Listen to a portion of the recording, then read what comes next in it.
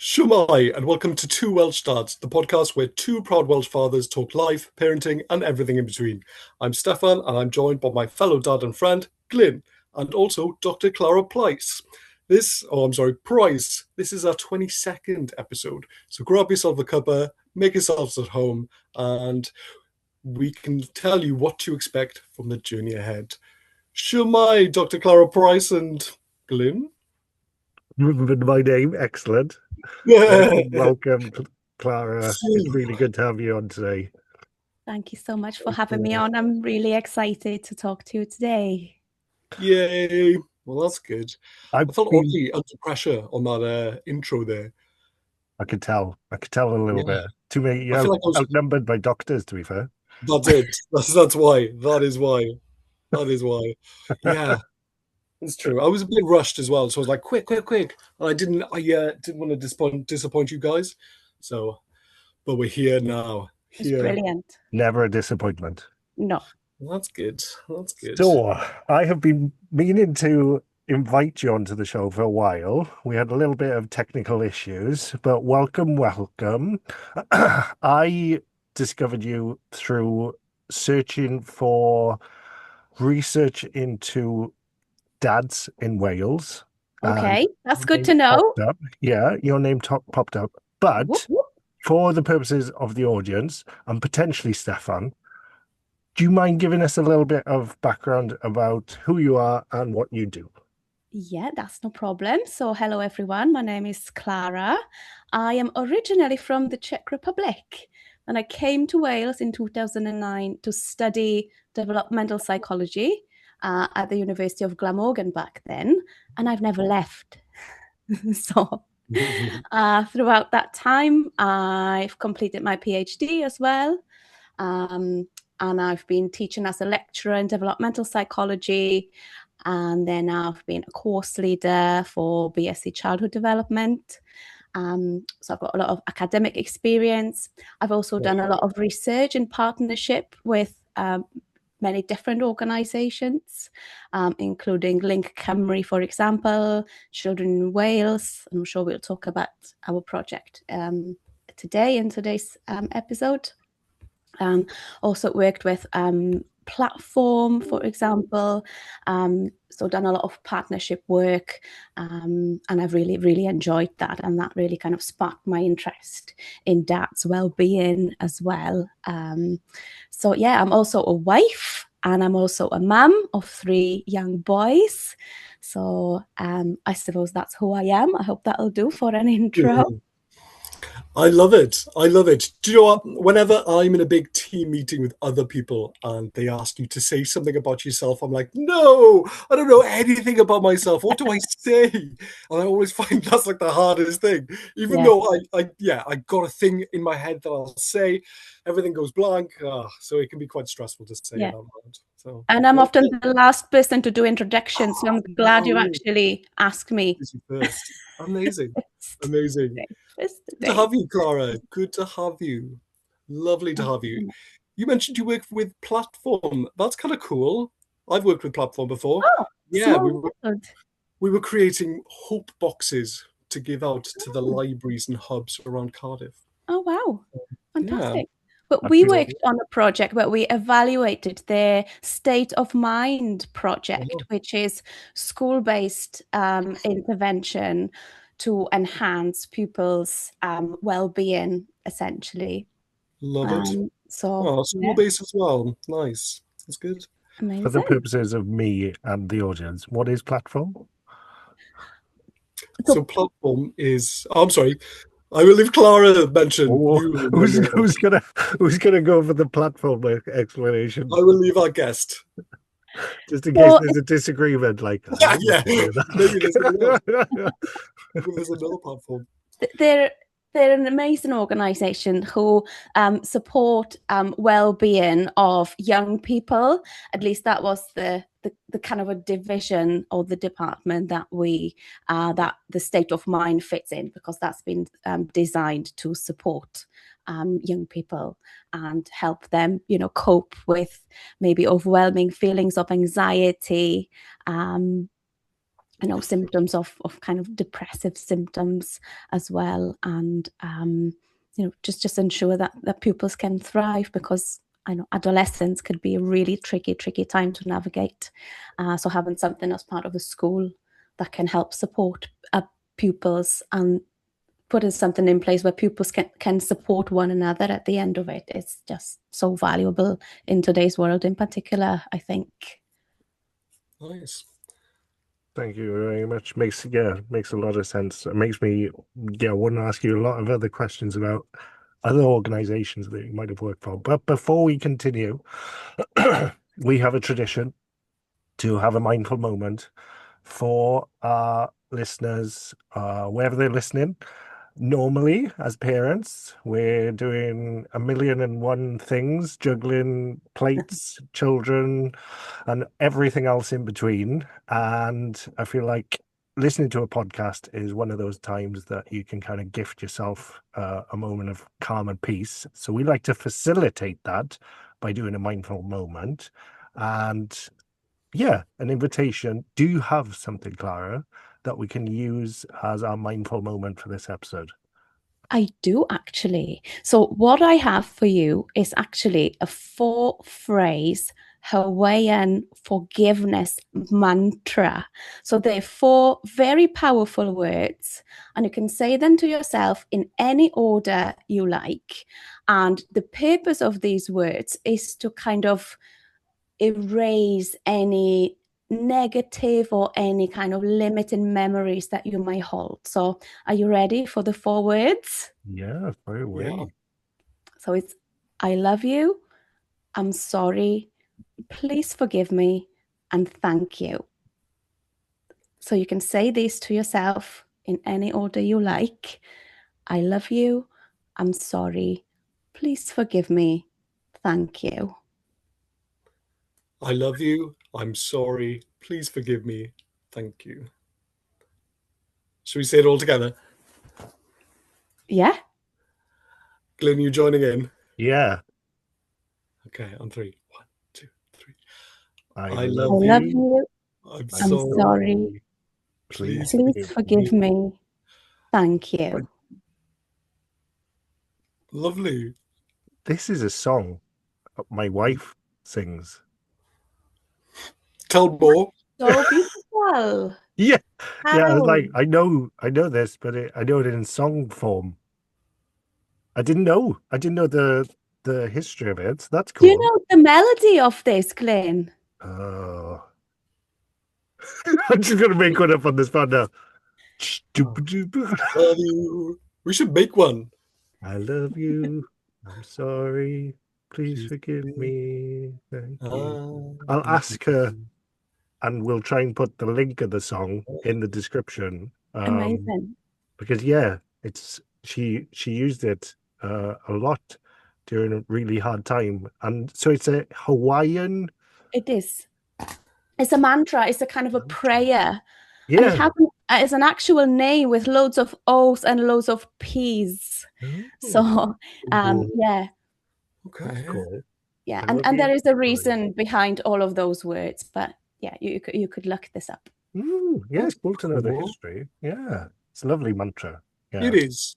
It is very positive. It is. and forgive me, infallible. We are not. Yeah. Well. Yeah. Yeah, really nice. And taking me back to all the memories of also singing it with my wife. So yeah, quite a nice memory of that one. So she would sing it a lot then, would she, Glenn? Yeah, yeah. Yeah. When she Probably was like stressed. 2 years ago. Yeah, stress probably encompasses everything. Well, It was definitely was she aware that it was a mantra, or was she just doing it out of nowhere? I think she liked the words, but no, definitely to my knowledge, this is where she'll come back and tell me that I knew all this, and I'm like, oh, okay, I didn't. Yeah. I just thought it was a cool song. So It's a yeah. cool song. Mm. I love you. I'm sorry. I've forgotten the other It was ones. part of grief Forgive for me. her. Part of what? Sorry. Proof. Part of grieving, kind of like Breathing. yeah, say Same. sorry to forgiving yourself and the person had passed. So yeah, Oh, nice mantra, multi-use. But yeah, lovely. Thank you very much, Clara, for sharing that. Pleasure. Brought back thank you, memories Klara. to myself. So, starting off with, well, building on your awesome intro, really. Yeah, your research, the paper that I saw was titled, correct me if I'm wrong, "Power to the Dads." It was. And Yeah. it's actually, it was the reason I named the report Power to the Dads. And you're more than welcome to look it up. It currently sits on Children in Wales website, but should be able to find it through the university's research site as well. It's because it was a quote that one of the dads have actually mentioned when we were doing our survey. So he mentioned Power to the Dads. And I thought, this is just such a lovely empowering kind of message. So I thought I'll call my report that, because I love using participants' own words when I communicate the outcomes of our research. So that's where it comes from. Hopefully the dad is listening who's mentioned that. That'd be lovely. So yeah, that's where it comes from. Power to the dads. Yeah. Power to the dads. Nice. No, So, well, go ahead, sir.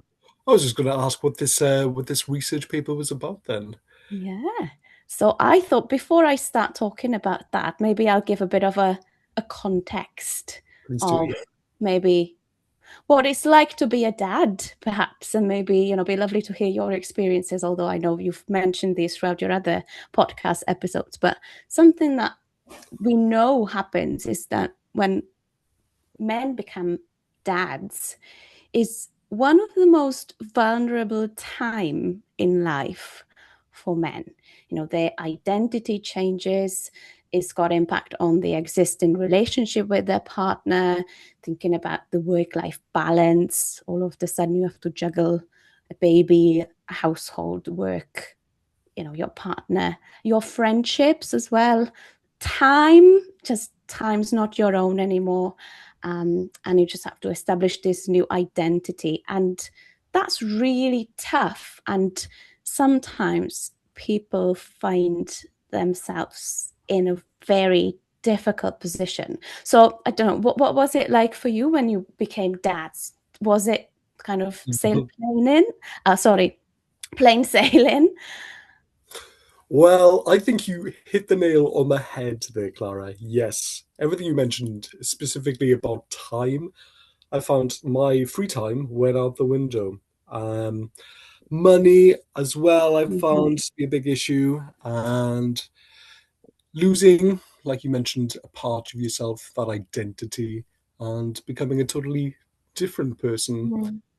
But all good and all positive. So yeah, I think you've mentioned everything really. I don't know what Glyn thinks. No, 100% agree. I think in previous podcast, the way I've always described it is your life ends, and not in a bad way, but is the end of a life, and then there's an opportunity for rebirth and Mm. transformation Oh, wow. into a new life, because it's so different, isn't it? It's so different. The person I was before, Mm. I have evolved into a better version in so many different ways. Because you get to learn through your kids as well. You get to learn from them You get to and play with them as well, you get to know? reconnect with Oh, youth as You well yeah, do. from a different lens. yeah. I love the word connection. I think that's so powerful.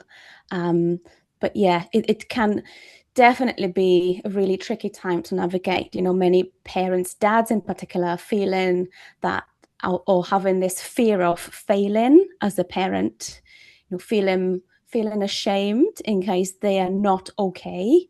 Um, being in distress.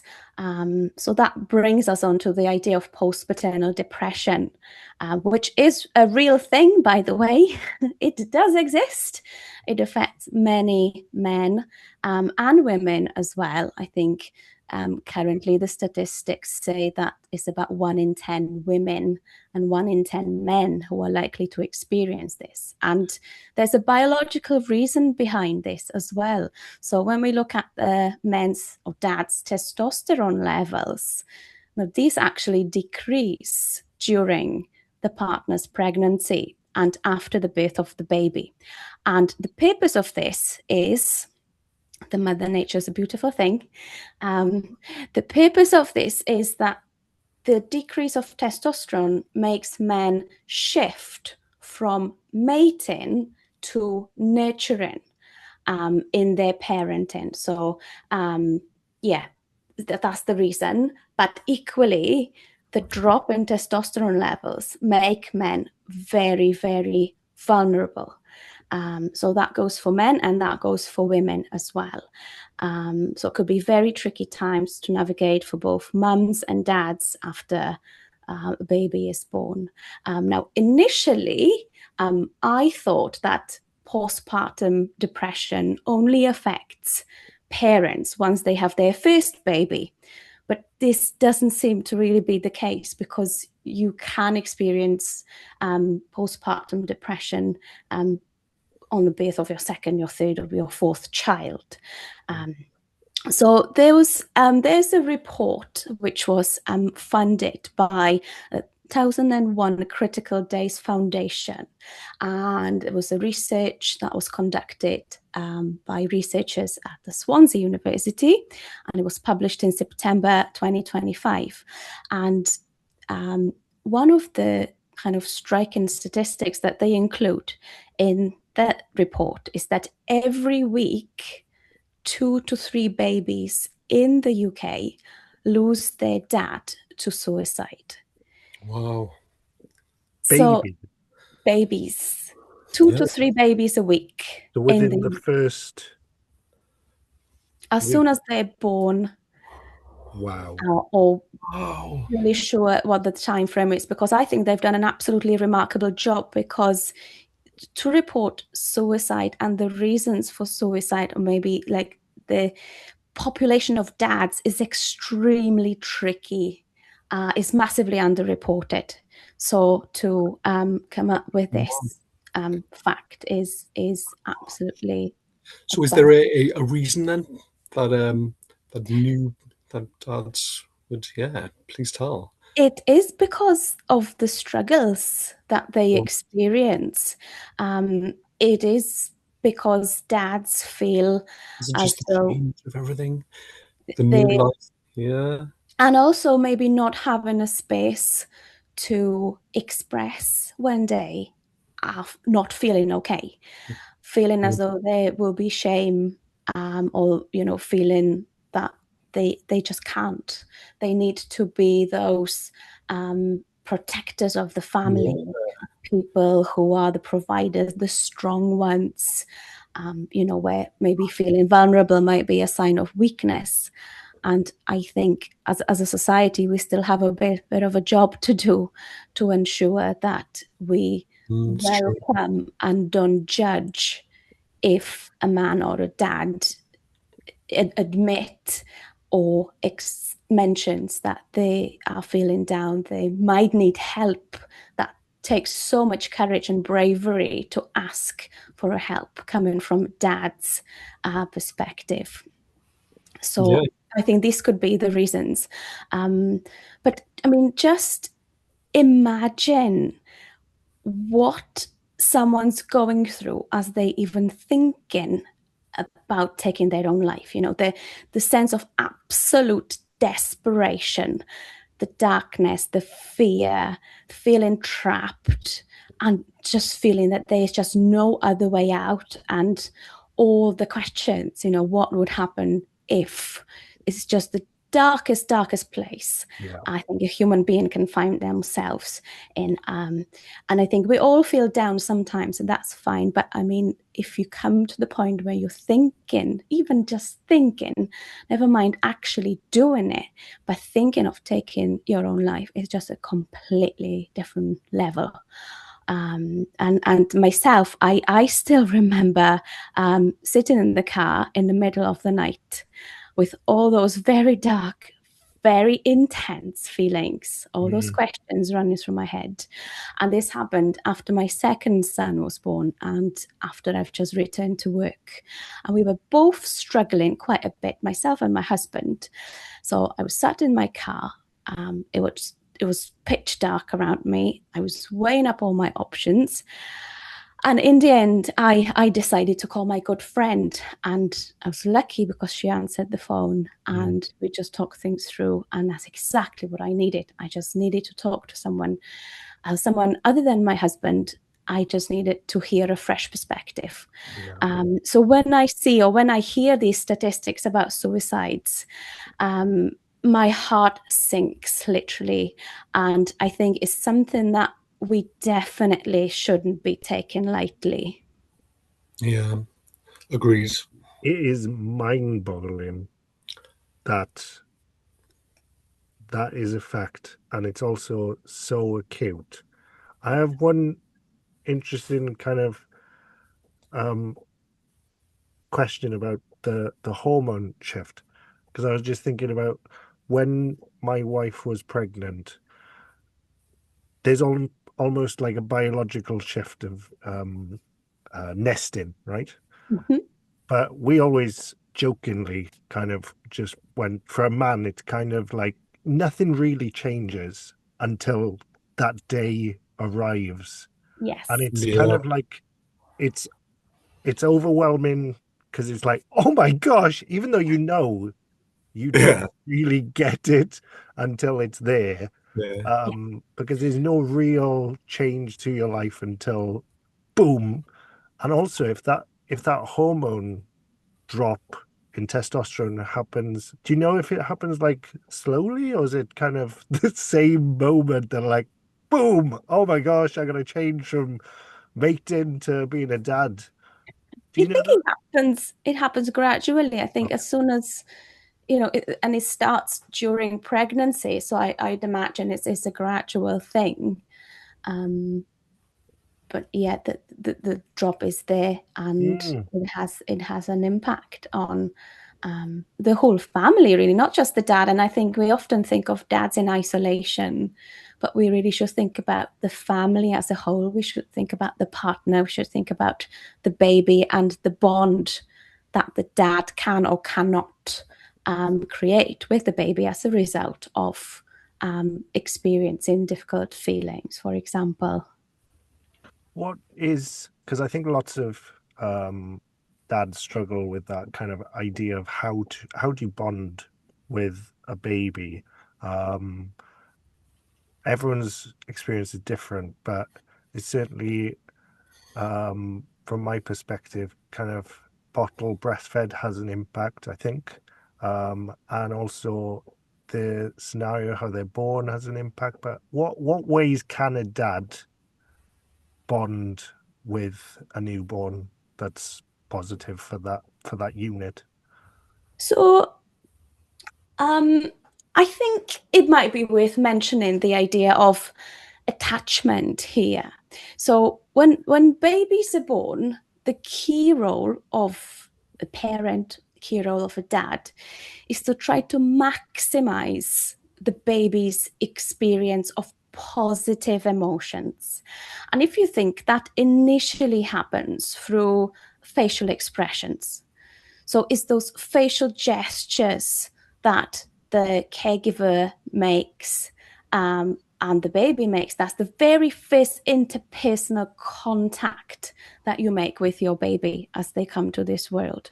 And so we know from research that babies who are only 6 hours old, they're very expressive in their faces, in their bodies. And this underpins the idea that we are born for connection. There's also this notion of serve and return interaction. So when the baby smiles, we tend to smile back. When the baby coos or whenever they make any kind of sounds, we tend to mirror that. So as we are doing this, as we are mirroring the baby's facial interactions, as we are encouraging them to feel happy and feel joy, we're encouraging them to feel comfortable and happy. And as we are doing this, we are helping them to regulate their emotions. So when the baby cries, for example, we tend to hold them, we tend to touch them, or we rock them, or we kiss them, or we say, it's going to be okay. We are making them to feel the comfort. And it's only through this repeated feeling of comfort that babies learn to regulate their own emotions later on in life as well. So knowing that, or knowing what to do when children are upset, when they're frustrated, when things just don't go their way, to bring their emotional distress back to the normal baseline level, or teaching children to take deep breaths to help them regulate their emotions is such an important skill. But that's initially embedded in those parent-child interactions. And on that note, we should also mention the significance of skin-to-skin contact. That's so crucial, so important, especially when babies are born. So when my first son was born, my husband would often take his top off and he would put our son, who would be only wearing a nappy, on his chest. And often they'd fall asleep like that, or they would just be there relaxing on the sofa. So that skin to skin can really help create that emotional bond between the caregiver and the baby.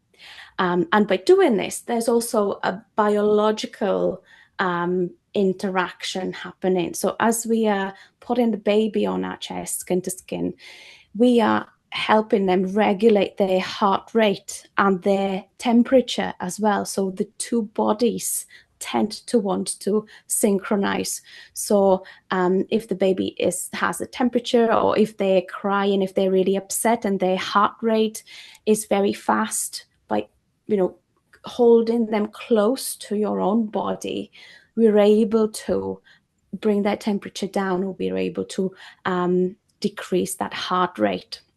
So it's an absolute beautiful harmony of the babies and the parents' bodily functions.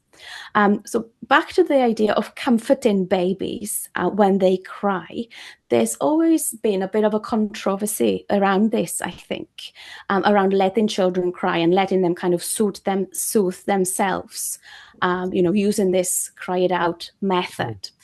And this is interesting because from research, we know that children can't actually learn to soothe themselves in isolation. They can't regulate their emotions unless they experience this feeling of comfort. So yeah, and then there's brain development as well, and the neural circuits that get wired through this sensitive, comforting experience, and that contact, that connection. So yeah, I don't know if you'd want me to mention what happens in the brain as the parent and the child interact. I would love to know. Yes, yeah. Please. Okay. So when babies are born, and if they're healthy babies, if it's 40-week term baby, they tend to be born with 86 billion neurons. Now, neurons is a brain cell, essentially. Now, 86 billion is equivalent to the population of planet Earth times 10. So a massive amount of cells being present in the baby's brain as they come to this world. Now, and this is because the brain needs to prepare for every kind of experience. The neuronal pathways need to be created. They need to be established at first, and everything needs to be learned. So I always give the examples of if a baby is born and you don't expose them to light and lit environments, they will not see, they'll remain blind. as a result of it, because they would have never experienced it. So the first 2 years of life are absolutely critical for the brain development, because this is the period of the fastest growth. And these initial experiences, if they're positive or if they're negative, get the brain wired in a certain ways. And this then determines the way those babies, then children, adolescents, adults, how they think, how they feel, how they behave across their lifespan.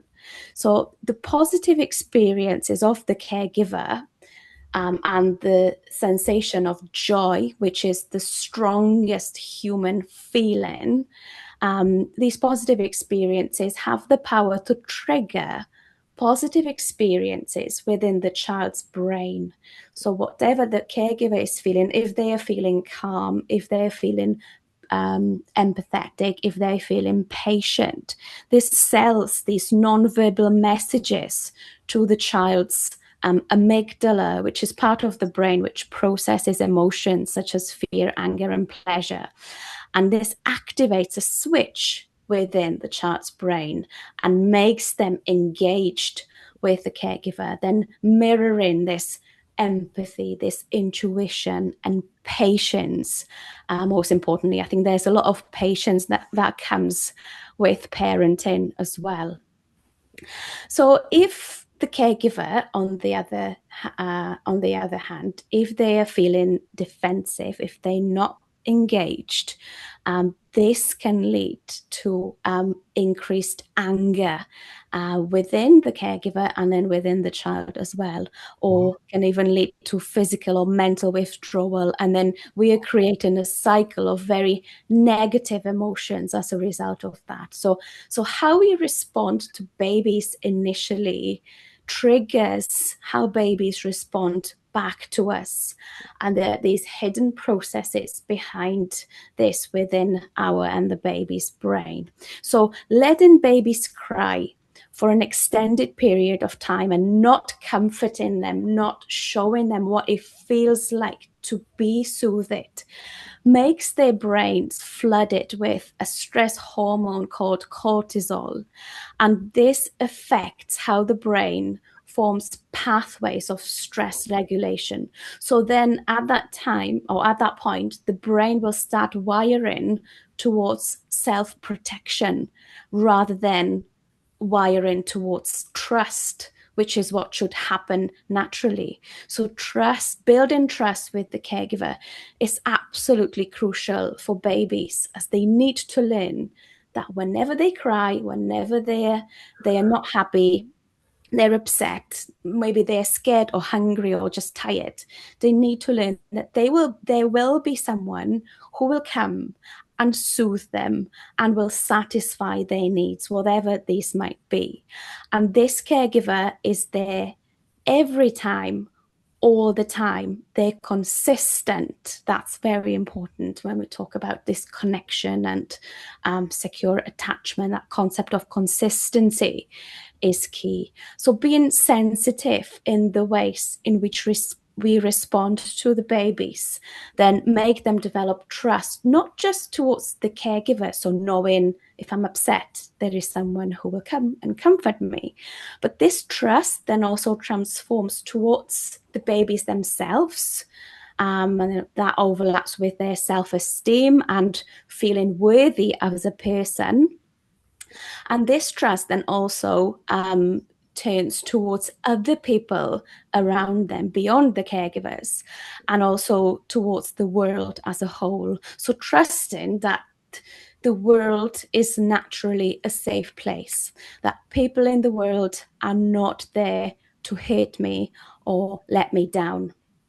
So this idea overlaps with John Bowlby's attachment theory and the idea of internal working system, is that trust, that connection that babies develop first with the caregiver, that trust they build then gets internalized towards themselves and also projected towards the world, the wider world as well. So all of this idea underpins what we call secure attachment in psychology, and this warm emotional bond that's formed between the baby and the caregiver actually determines how the brain is wired.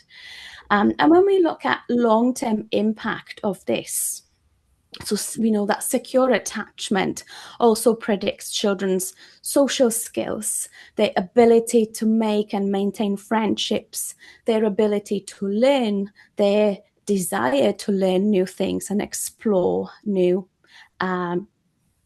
concepts, ability to pay attention, their self-esteem, their resilience, positive coping mechanisms, knowing what to do in case life doesn't go their way. Even then later on in adulthood, their ability to form romantic relationships, and the list goes on. So helping babies to learn how to regulate their emotional states, making them feel that comfort, is the absolute key role and key task for caregivers. And this has long-lasting impact for that baby and their life going forward as well. So things that dads can do for their babies are be present, try to be present, do things for yourself. First of all, it's almost going back to that analogy when you're flying on an airplane, putting your gas mask on first before helping anyone else. And this is absolutely the case for dads as well. We need dads to be okay within themselves so they can be there present emotionally and physically for their babies, engage in skin to skin, engage in connection with your child, whatever that looks like, make them feel comfort, be the role model, help them regulate their emotion, and remember their brains are developing and these neural circuits are still wiring. So whatever they experience now is likely to guide their behavior and their thinking for the rest of their life. So show your child that you love them unconditionally, no matter what they do in good times, in bad times.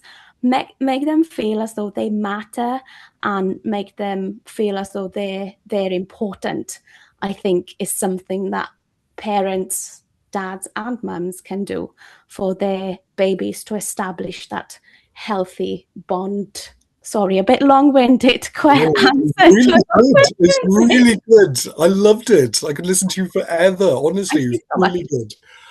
Wow, so much to think though. I just, you mentioned about holding them skin to skin contact. I remember doing that. I didn't realize the long lasting effect that it would have, at such an early stage. I didn't consider it at the time.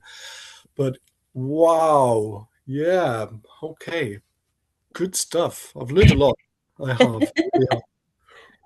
Yeah, that was a lot to cover. I feel like breaking it down skin to skin, I feel like was one kind of practical thing that you can do. Like playing facial expressions, I took from it. Like, doing baby faces and just connecting from that level was another physical thing you can do. Do I notice as well? A lot of these things I remember just doing naturally.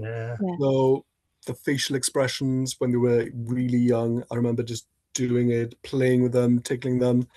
But yeah, do you think it's something that dads or caregivers or parents in general, does it come natural to them? Is it a learned thing? I think if you're okay within yourself, you feel safe. You feel as though you can manage, you can cope. You've got that safe space. I think these would often come naturally. I'm sure people would have read about some of the things they could do as well themselves, so they would have probably have some of the knowledge. But these would be really difficult, however natural and spontaneous this sounds.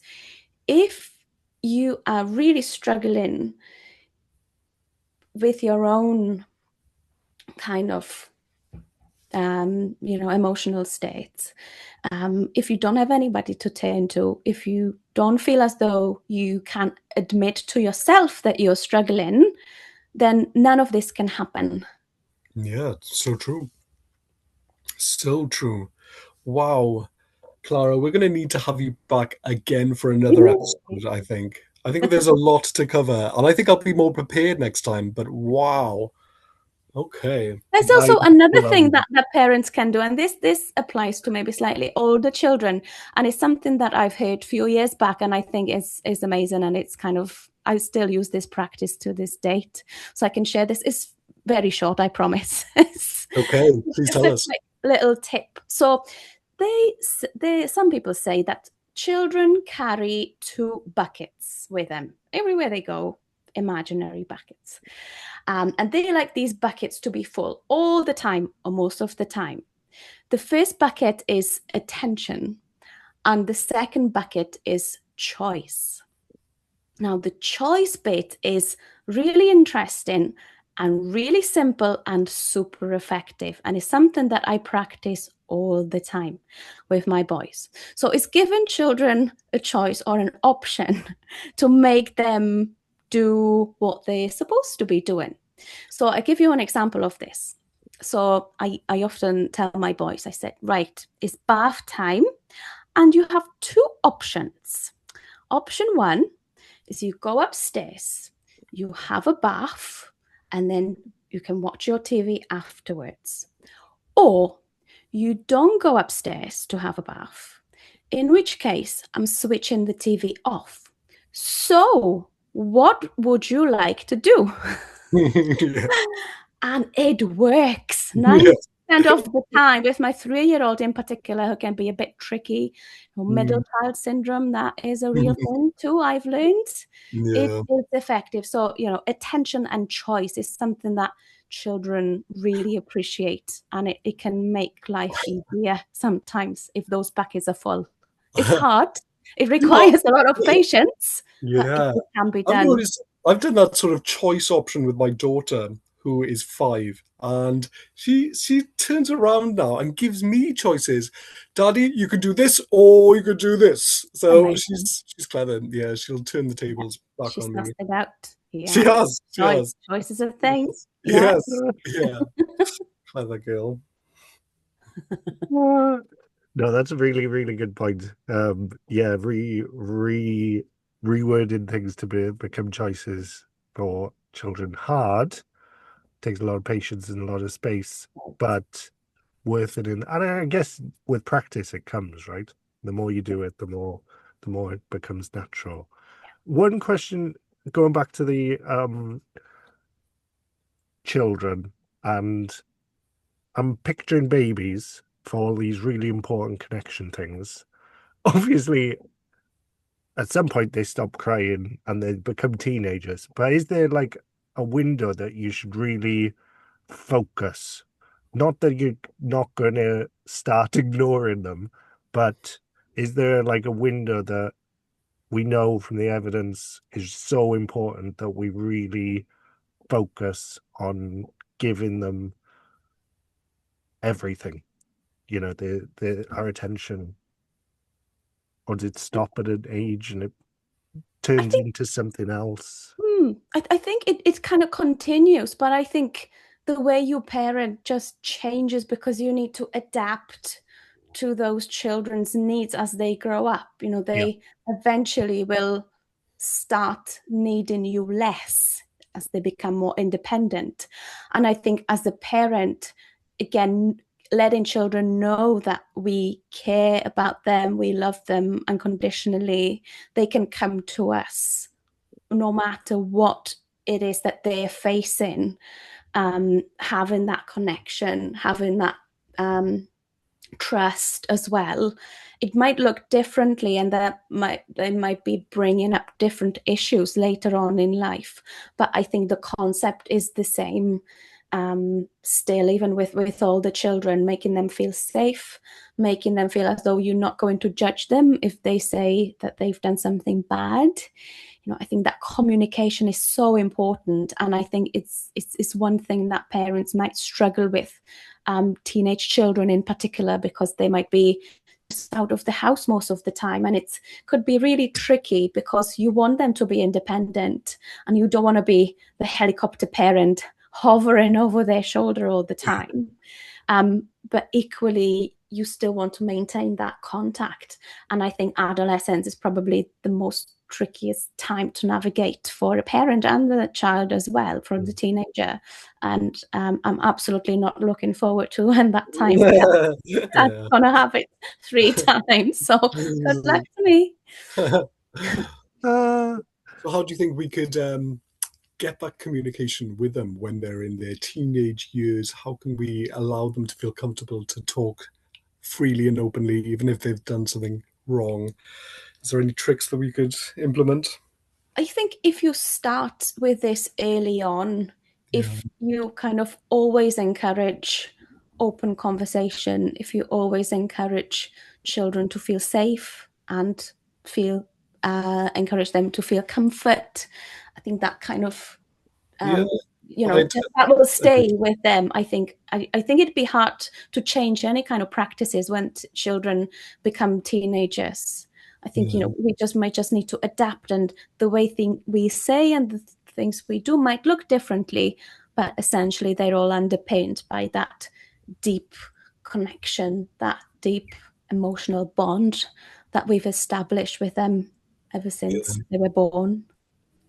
Ever since that skin to skin contact right at the very Mhm. beginning. Yeah, That's how important it is. it See, I've is. learned so much stuff today. I'm so glad. So many wonderful. I have one final question. I know time's moving on, but just I think it's a big one, but hopefully, yeah, we can manage it in a small way. But you touched on that how you feel our children pick up on. And Yeah. to me, that moment of, when your child comes over and they're bleeding and you don't really know what's going on and you're just going to go, you have to like go into calm mode because you don't want them to panic. That's what jumped into my head. Mhm. Just going, all right, yeah, let's have a look. Probably fine, we'll have a look. But I guess it's all those other opportunities as well of when they're feeling scared, we have to make sure that we're not adding to that. Mm. And that's ultimately what you're saying about we need to fill our cups so that in those moments we can regulate ourselves for Yeah, the purpose of regulating them. 100%. Yeah, because emotional regulation and soothing is something that they learn. It's not something that they can do as soon as they're born. It's all learned, and they need to experience it. They need to experience what it feels like to be okay and to Yeah. feel calm, to trust that there's somebody out there to protect us, trust that there's somebody who will meet our needs, feed us when we're hungry, coach us when we're scared. This is very important, and it goes both ways, absolutely. So that's why I think it's so important for parents to feel, and dads to feel okay within themselves, and be kind to themselves as well is so important, I think. And it's a beautiful notion that babies or children don't judge. They Yeah. don't need perfection. They don't need you to be perfect, spot on in the I spotless house want you with to be you. there. Exactly. To be there, show up, be there all the time, every time. Um, yeah, and also for dads to remember that whatever they're experiencing, they're not alone. Many dads have been there with those very similar feelings. See if you can learn, or if you find the courage to vent these feelings to your partner or to a dad support group or Mhm. through an online kind of um, conversation or any kind of chat. Trying to think of the word now, it's not coming to me. Mhm. Um, Well, I remember when my firstborn was had just been born. It was so overwhelming, and I used to feel very much overwhelmed a lot of the time. And not once did I seek help or ask anyone or talk about it. So it's something I definitely should have done looking back, because yeah, it was a hard time. But yeah, it's good to know that for everyone out there listening, that yes, if you are going through a tricky time, please go and talk to somebody.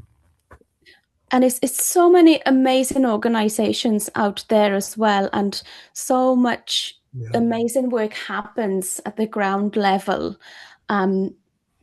It's fantastic. It's so many people wanting to make a difference. It might be quite hard to find, because when I used Google yesterday just to look up a few things, it wasn't coming up for me. So maybe social media could be a nice channel to seek whether there is any kind of support in people's local areas and within their communities. But there tends to be some out there are specifically designed for dads, because so many people care. And I think it's amazing that the narrative is shifting, and we are trying to support dads as much as we can and break that stigma of men being the key provider and the protector of the family, the tough one who never cries.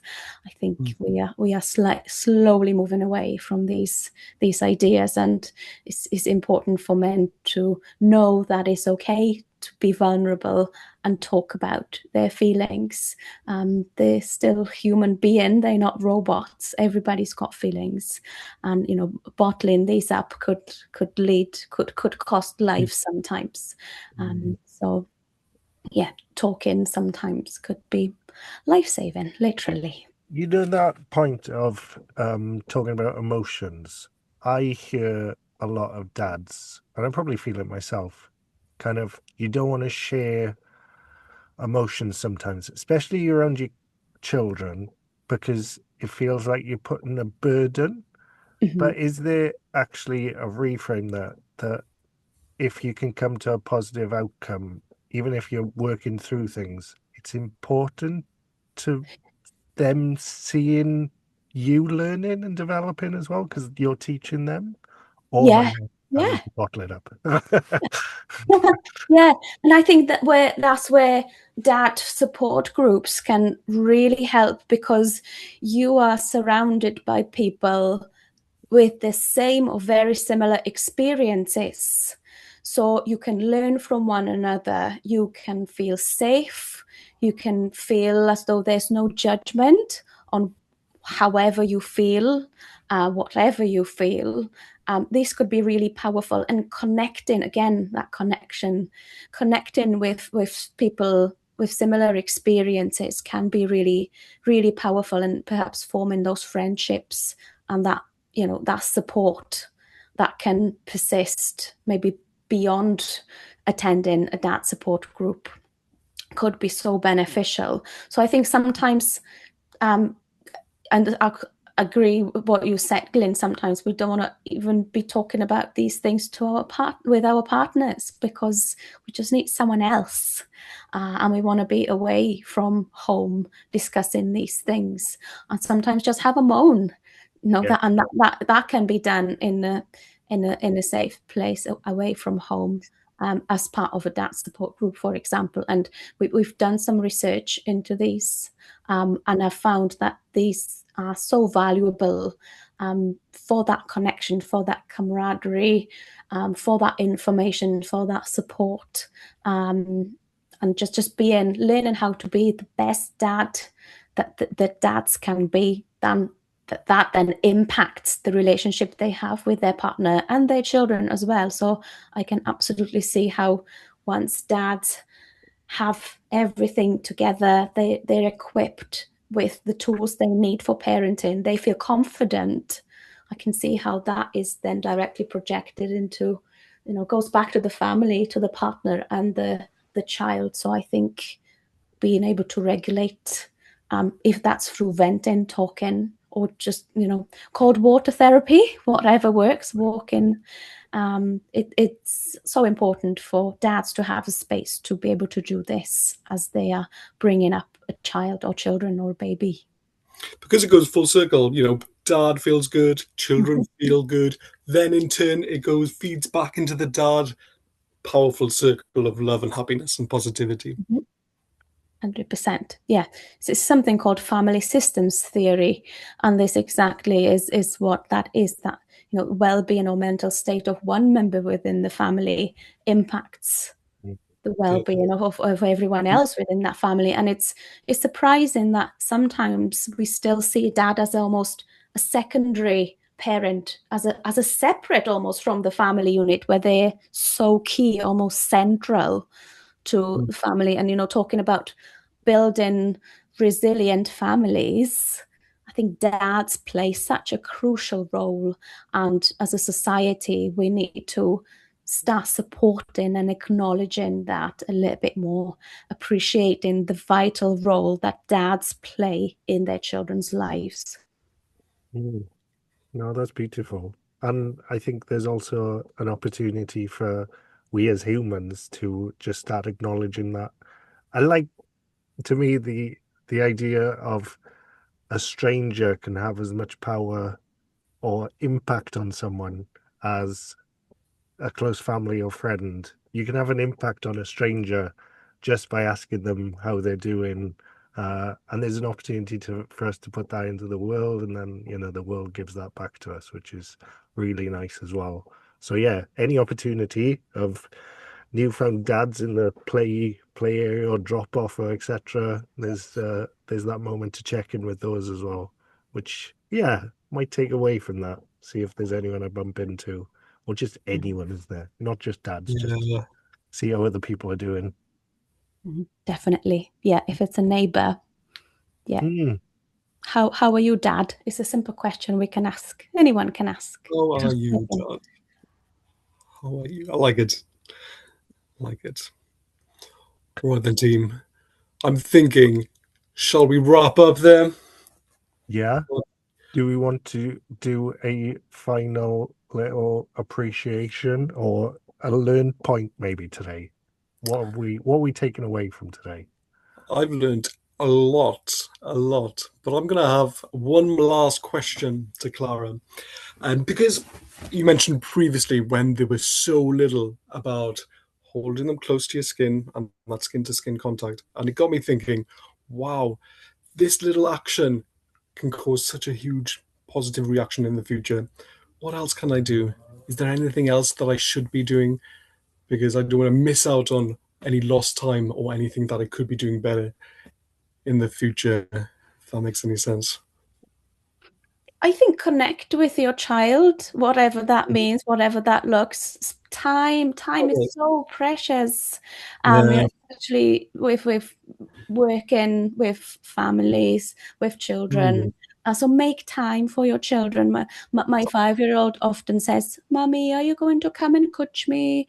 And then my answer also always tends to be, "Oh, I'm doing something, I'm busy." But often I realize, no, let's just drop everything. Let's just give him 5 minutes.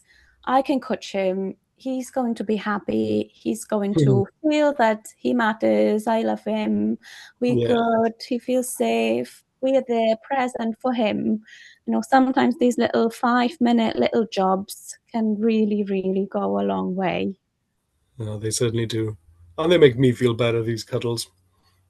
I love cuddles. Yeah. You have a takeaway, Steph? Do I have a takeaway? Yeah, you've got your clarification question. I would just, well, I took away quite a bit, if I'm honest. I know it's quite hard to narrow it down. Yeah, start, because I've had a bit of time to think. Yeah, go for it.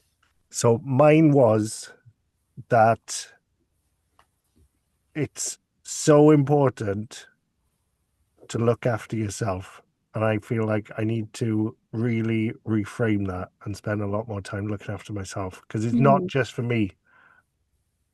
It's not selfish. And I think that's something that I think we all struggle with. Yeah, I struggle with that loads. Yeah. I often feel like I'm selfish sometimes going to the gym when I should be at home. Even though it'll make you feel better, and then you come back as a Yeah, happier person, and then you I contribute think to the cycle in the of long run, happiness. then yeah, it does Yeah. feed into the loop of what was the name of that wonderful thing you mentioned when the families feed off each other? Family systems theory. There we go. That's it. Oh, I'd like to mention what I learned today. It's a wonderful thing called family systems theory, and it's about how family members can feed into the other family members in a positive and or negative way.